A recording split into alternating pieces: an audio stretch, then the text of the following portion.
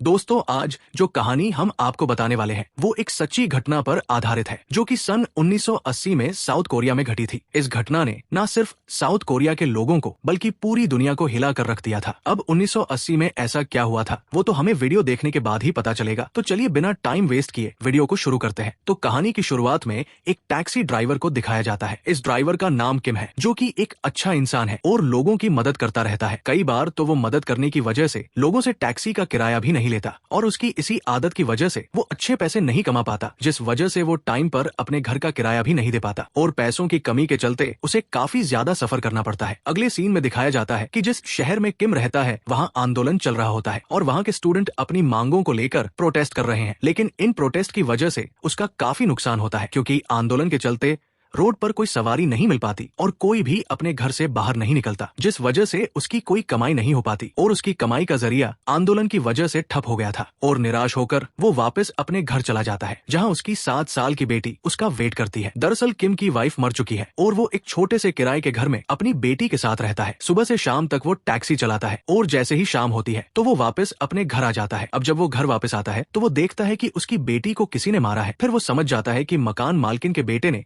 उसकी बेटी को मारा होगा, जिसके बाद वो सीधा मकान मालकिन के पास चला जाता है और उससे बोलता है कि तुम्हें तुम्हारा किराया मिल जाएगा, लेकिन मेरी बेटी को नुकसान पहुंचाना बंद करो। लेकिन मकान मालकिन उल्टा किम की बेटी को दोषी ठहरा देती है और कहती है कि उसने ही मेरे बेटे को मारा है। इसके बाद वो कहता है कि कुछ दिन में वो किराया भर देगा, लेकिन उसकी बेटी को किसी भी तरह का नुकसान नहीं होना चाहिए वरना इसका अंजाम बुरा होगा। ये कहकर वो वहाँ से आ जाता है, लेकिन वो परेशान हो जाता है क्योंकि आंदोलन की वजह से वैसे ही उसकी कोई कमाई नहीं हो पा रही थी और ऊपर से 4 महीने का किराया। इन सब से वो परेशान होकर अपने दोस्त के पास कुछ पैसे उधार मांगने के लिए चला जाता है, लेकिन वो भी पैसे देने से मना कर देता है। तभी किम पास में बैठे कुछ और टैक्सी ड्राइवर की बातें सुनता है जो कि किसी फॉरेनर के बारे में बात कर रहे थे और बोल रहे थे कि अगर उस आदमी को सेफली ग्वांगजू शहर तक पहुंचा दिया तो वो उसे पूरा 10 गुना किराया देगा। इतना सुनते ही किम वहां से चला जाता है क्योंकि उसे सिर्फ उसका किराया दिख रहा था जिससे उसके घर का खर्चा चलेगा, साथ ही वो अपना रेंट भी दे पाएगा। वहीं दूसरे सीन में हमें जर्जन हिंसपिटर नाम के एक व्यक्ति को दिखाया जाता है। ये वही आदमी है जिसके बारे में वो टैक्सी ड्राइवर बात कर रहे थे। वैसे तो वो जर्मनी का रहने वाला है, लेकिन वो फिलहाल एक जापानीज न्यूज एजेंसी के लिए न्यूज रिपोर्टर का काम करता है और साउथ कोरिया में स्टूडेंट क्यों प्रोटेस्ट कर रहे हैं उसे कवर करने के लिए आया है। अब किम सीधा एयरपोर्ट पर पहुंच जाता है ताकि वो उस टैक्सी ड्राइवर से पहले ही जर्जन को रिसीव कर सके, और होता भी ऐसा ही है। वो एजेंसी के ड्राइवर से पहले ही वहाँ पहुंच जाता है और जर्जन से बोलता है कि चलो मैं आपको लेने आया हूँ। जर्जन के साथ एक कोरियन रिपोर्टर भी होता है जो किम से पूछता है कि क्या तुम्हें इंग्लिश आती है, क्योंकि जर्जन ने एजेंसी को पहले ही ये इन्फॉर्म कर दिया था कि टैक्सी ड्राइवर को इंग्लिश आनी चाहिए ताकि वो दोनों आसानी से कम्युनिकेट कर सके। इसके बाद किम टूटी फूटी इंग्लिश बोलकर जर्जन को इम्प्रेस करने की कोशिश करता है। इसके बाद उनके बीच ये डील होती है कि अगर किम ने जर्जन को सावधानी से ग्वांगजू शहर पहुंचा दिया तो वो उसे 1 लाख वोन देंगे। इतने पैसे सुनकर किम फटाक से मान जाता है और जल्दी से जर्जन को अपनी टैक्सी में बिठा लेता है और वहाँ से चला जाता है। अब जर्जन भी उसकी टैक्सी में इसलिए बैठ जाता है क्योंकि उसके पास इतना समय नहीं होता। अब दोनों टैक्सी में बैठकर ग्वांगजू शहर के लिए निकल जाते हैं, लेकिन किम को पता नहीं होता कि उस शहर में किसी भी रिपोर्टर को जाने की परमिशन नहीं है। वहाँ सब कुछ बंद कर दिया गया है। यही कारण था कि सिर्फ सियोल से ग्वांगजू शहर तक जाने के लिए इतने सारे पैसे दिए जा रहे थे क्योंकि कोई भी टैक्सी ड्राइवर जर्जन के साथ जाने को तैयार नहीं था। अब किम और जर्जन आपस में बात करते हैं, लेकिन किम को उसकी बात समझ नहीं आती। फिर जर्जन समझ जाता है कि इस ड्राइवर को इंग्लिश नहीं आती, जिस वजह से वो और ज्यादा फ्रस्ट्रेट हो जाता है। अब किम सियोल शहर के बॉर्डर पर था, लेकिन वहाँ पहले से ही मिलिट्री ने नाकाबंदी कर रखी थी। मिलिट्री आर्मी को देखकर जर्जन अपना कैमरा छिपा लेता है। वो किम से बोलता है कि इन्हें पता नहीं चलना चाहिए कि मैं एक रिपोर्टर हूँ। इसके बाद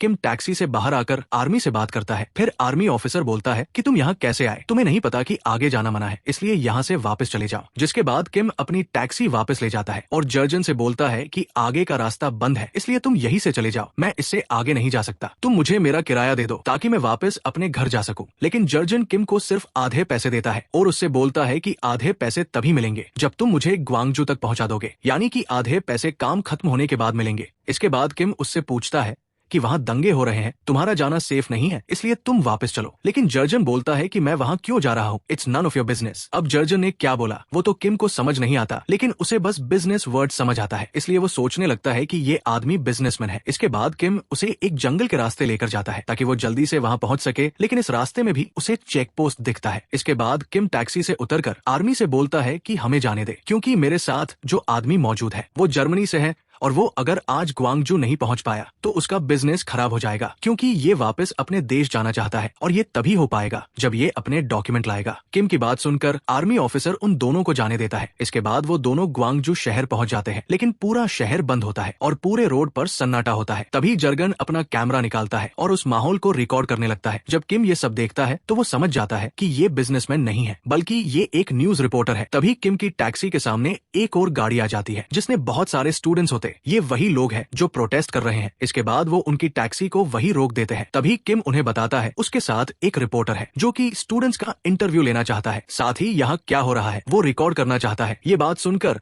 सभी स्टूडेंट खुश हो जाते हैं, क्योंकि अभी तक जो भी कोरियन मीडिया अपने न्यूज चैनल पर दिखा रही थी वो सब मिलिट्री के कहने पर दिखा रही थी और सारी खबरें गलत थी कि स्टूडेंट प्रोटेस्ट कर रहे हैं, जबकि सच्चाई तो ये थी कि वहाँ की आर्मी बेकसूर लोगों की जानें ले रही थी, उन्हें गोलियों से मार रही थी और ऐसा कुछ भी न्यूज में नहीं दिखाया जा रहा था। इसलिए वो सभी स्टूडेंट खुश हो जाते हैं कि अब कोरियन आर्मी की सच्चाई पूरी दुनिया के सामने आ जाएगी। लेकिन उनमें से किसी को इंग्लिश नहीं आती थी, सिर्फ एक स्टूडेंट को आती थी जिसका नाम रयू जून योएल होता है। फिर वो जर्जन से बात करता है और जर्जन उन्हें बताता है कि वो एक न्यूज रिपोर्टर है जो कि कोरियन न्यूज को कवर करने आया है। ये सुनने के बाद वो लोग जर्जन को अपने साथ लेकर चले जाते हैं और जर्जन को हॉस्पिटल लेकर चले जाते हैं, क्योंकि वहाँ वो सभी जख्मी लोग थे जिन्हें कोरियन आर्मी ने बेरमी से मारा था। वही किम भी सोचने लगता है कि अब रिपोर्टर तो चला गया, इसलिए मैं भी अपने घर वापस चला जाता हूँ। इसलिए वो वापस जाने लगता है, लेकिन तभी किम को रास्ते में एक औरत दिखाई देती है जो कि काफी दर्द में थी। इसलिए वो उस औरत को अपनी टैक्सी में बिठा लेता है और उसे हॉस्पिटल लेकर चला जाता है। किम उसी हॉस्पिटल में पहुंच जाता है जहाँ जर्जन उन स्टूडेंट्स के साथ गया था। किम वहाँ इतने सारे लोगों को तड़पता हुआ देखता है तो उसे समझ आ जाता है कि न्यूज में जो कुछ बताया जा रहा है वो सब गलत है। वही जर्जन भी वही होता है। जर्जन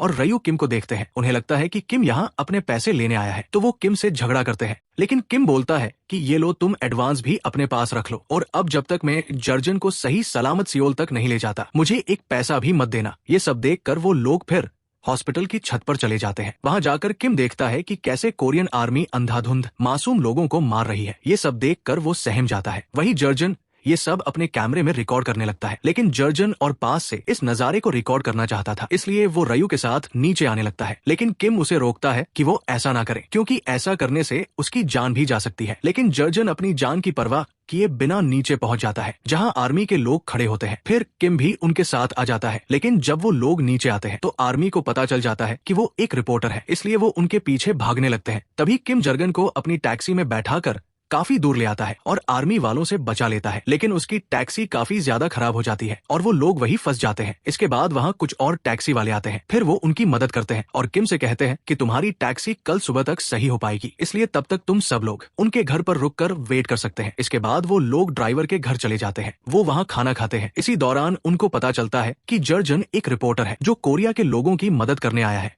और किम भी उन सबकी हेल्प कर रहा है। लेकिन जब वो घर के अंदर होते हैं तो उन्हें गोलियों की आवाज सुनाई देती है। जब वो लोग घर से बाहर निकलकर देखते हैं तो उन्हें एक जगह आग दिखती है। जब वो सब लोग वहां पहुंचते हैं तो वो सभी काफी हैरान हो जाते हैं। दरअसल वहां आर्मी खुलेआम लोगों पर गोलियां चला रही थी। ये सब देखकर किम को यकीन नहीं होता कि आर्मी ऐसा कैसे कर सकती है। फिर वो लोग वहां पड़े घायल लोगों की मदद करने लगते हैं, लेकिन तभी कुछ आर्मी ऑफिसर उन्हें वहां देख लेते हैं, जिसके बाद वो सब भागने लगते हैं। लेकिन एक आर्मी ऑफिसर रयू को पकड़ लेती है और उससे बोलती है कि अपने साथी से बोलो कि वो कैमरा लौटा दे, नहीं तो वो उसको मार देंगे। रयू को पता चल जाता है कि आर्मी ऑफिसर को इंग्लिश नहीं आती, इसलिए वो जर्जन से इंग्लिश में बोलता है कि ये कैमरा इन्हें मत देना, तुम लोग यहाँ से भाग जाओ, तुम्हें कोरिया की सच्चाई दुनिया को दिखानी है। ये सुनने के बाद वो दोनों वहां से भागने लगते हैं। तभी उन्हें गोली की आवाज सुनाई देती है। वो समझ जाते हैं कि ऑफिसर ने रयू को मार दिया है। इसके बाद जब वो भागते हैं तो किम नीचे गिर जाता है, लेकिन जर्जन उसे बचा लेता है। फिर वो दोनों बचते बचाते घर वापस आ जाते हैं, जहां किम को टेंशन होने लगती है, क्योंकि उसकी बेटी घर पर अकेली थी और उसे इस वक्त तक घर पहुंच जाना चाहिए था। वो अपनी बेटी के लिए काफी परेशान होता है। अगले दिन जर्जन किम को कुछ पैसे देता है और उसे कहता है कि उसे जल्दी से अपने घर पहुंच जाना चाहिए ताकि वो अपनी बेटी से मिल सके। किम उसकी बात मान लेता है और वापस घर जाने लगता है, लेकिन रास्ते में जाते हुए किम को बहुत गिल्टी फील होता है कि वो कोरियन होने के बाद भी अपने लोगों की मदद नहीं कर रहा, जबकि जर्जन दूसरे देश से आकर कोरियन आर्मी की सच्चाई दुनिया को बताना चाहता है। इसलिए वो वापस अपनी टैक्सी घुमा लेता है और उसी हॉस्पिटल में पहुंच जाता है जहां सभी घायल लोगों को एडमिट किया गया था। वो देखता है कि उसके काफी सारे टैक्सी ड्राइवर घायल होते हैं। वो उनकी मदद करता है। तभी जर्जन वहां आ जाता है। इसके बाद किम उससे कहता है कि तुम्हें अब लौट जाना चाहिए, क्योंकि अब हमारे पास इतने सबूत हो चुके हैं कि कोरियन आर्मी की सच्चाई लोगों के सामने आ सके। इसके बाद जर्जन भी उसकी बात से अग्री करता है। फिर किम जर्जन को अपनी टैक्सी में बैठा लेता है और जंगलों के थ्रू वहां से निकलने लगता है। लेकिन वहां मौजूद चेकपोस्ट की आर्मी उन्हें रोकने लगती है। लेकिन एक ऑफिसर उन्हें पहचान लेता है। फिर भी वो उन दोनों को वहां से जाने देता है, क्योंकि वो ऑफिसर भी इस बात को जानता है कोरियन आर्मी जो कुछ भी कर रही है वो सब गलत है और कोरियन आर्मी की असलियत दुनिया के सामने आनी चाहिए। जब किम वहां से जाने लगता है तो आर्मी के पास एक कॉल आती है कि 2 लोग शहर छोड़कर भाग रहे हैं और उनमें से एक न्यूज रिपोर्टर है। इसके बाद आर्मी किम की टैक्सी को रोकती है, लेकिन किम वहां से भाग निकलता है। वो ऑफिसर काफी देर तक उनका पीछा करता है, लेकिन किम अपनी टैक्सी को और तेज भगाने लगता है। इसके बाद वो दोनों एयरपोर्ट पर आ जाते हैं। जर्जन किम से उसका नाम और पता लिखने के लिए बोलता है। पहले तो किम हेजिटेट होता है, लेकिन बाद में वो अपना नाम और पता लिख देता है। जर्जन उससे बोलता है कि तुम बहुत अच्छे इंसान हो, उम्मीद करता हूँ कि हम बहुत जल्दी मिलेंगे। इसके बाद वो दोनों अंदर चले जाते हैं। वैसे तो उसकी फ्लाइट कल सुबह की थी, लेकिन वो रात की फ्लाइट से ही जापान जाना चाहता है, क्योंकि कोरिया आर्मी कभी भी उसे पकड़ सकती है। फिर वो किम को अलविदा करता है और वहां से चला जाता है। आर्मी ऑफिसर सियोल एयरपोर्ट पर कॉल करते हैं और बोलते हैं कि एक जर्मन आदमी है, उसे फ्लाइट में बैठने ना दिया जाए। लेकिन जर्जन पहले ही वहां से चला जाता है और वो जापान जाने के बाद सारी रिकॉर्डिंग न्यूज एजेंसी को दे देता है और रिकॉर्डिंग को टीवी पर टेलीकास्ट कर देता है, जहां पूरी दुनिया को पता चल जाता है कि कोरिया में क्या हो रहा है और कैसे वहां की आर्मी वहां मौजूद आम लोगों को टॉर्चर कर रही है। और इस तरह से पूरी दुनिया के सामने कोरियन आर्मी की सच्चाई आ जाती है और ग्लोबल प्रेशर पड़ने की वजह से वहां की आर्मी को पीछे हटना पड़ता है। फिर कुछ टाइम बाद माहौल शांत हो जाता है। वही किम भी सबसे पहले अपनी बेटी से मिलता है और रेंट के पैसे भी दे देता है। इसके बाद मूवी के लास्ट सीन में हमें दिखाया जाता है कि कई साल बीत गए चुके हैं और जर्जन पूरे 20 साल बाद वापस कोरिया आता है, क्योंकि कोरिया के लोग उसे सम्मानित करना चाहते हैं। अब वो काफी बूढ़ा हो गया है। फिर वो एक स्पीच देता है जिसमें वो किम का जिक्र करता है कि कैसे किम ने उसकी मदद की थी और किम की वजह से ही वो ऐसा कर पाने में कामयाब हो पाया था। इसके बाद जर्जन काफी कोशिश करता है कि वो किम से मिल सके, लेकिन किम ने जो नाम और पता उसे दिया था वो गलत था, जिस वजह से वो आज तक उससे नहीं मिल पाया। इसके बाद किम न्यूज़पेपर को देखता है जिसमें वो जर्जन की स्पीच पढ़ता है, जो कि सारी उसी के बारे में थी। वो भी बोलता है कि मैं भी तुमसे मिलना चाहूंगा, लेकिन किम उससे नहीं मिलता, क्योंकि किम ये बात जानता है कि अगर वो उससे मिला तो जर्जन उसे पैसे देगा और वो पैसे लेना नहीं चाहता। इसी के साथ वो वहां से अपनी टैक्सी लेकर चला जाता है, लेकिन उसके चेहरे पर एक मुस्कान होती है और यही इस मूवी का एंड हो जाता है। उम्मीद है दोस्तों आपको ये सच्ची घटना पर आधारित मूवी पसंद आई होगी। ऐसी और भी वीडियो देखने के लिए बने रहे हमारे साथ। मिलते हैं अगली वीडियो में, तब तक के लिए खुश रहे, सेफ रहे। जय हिंद।